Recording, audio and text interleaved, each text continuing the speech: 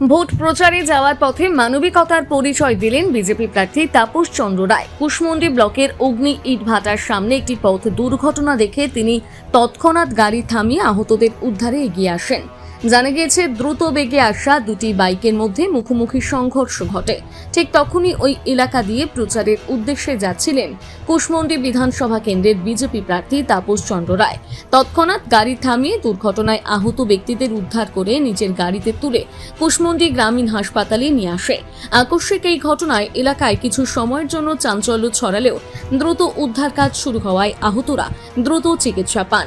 এই প্রসঙ্গে বিজেপি প্রার্থী তাপস চন্দ্র রায় বলেন, একটি মর্মান্তিক ঘটনা চোখের সামনে পরিলক্ষিত হলো।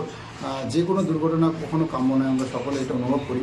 তো আজকে আমি যখন ভোট প্রচারে বেরিয়ে গিয়েছিলাম, আমাদের কুশমন্ডি মহিপালের দিকে ভোট প্রচার দিকে বেরিয়ে গিয়েছিলাম চাঁদপুর এলাকাতে, তখন হঠাৎ করে আমার কুশমন্ডির যে অগ্নি ইটভাটা রয়েছে তার সামনে দুটো বাইকের মধ্যে সংঘর্ষের ফলে বাইক যারা আরোহী রয়েছে তারা মর্মান্তিকভাবে আহত হয়েছে এবং মর্মান্তিকভাবে ভীষণ আহত, রক্তাক্ত অবস্থা তাদের পাওয়া গিয়েছে।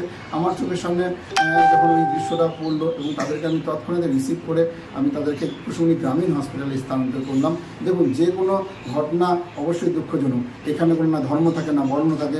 যার মধ্যে আমি জানতে পারলাম যে যেই মহিলার সাথে দুর্ঘটনা ঘটেছে তার নাম রেহেনা পারভিন, উনি করঞ্জ অঞ্চলের নিবাসী।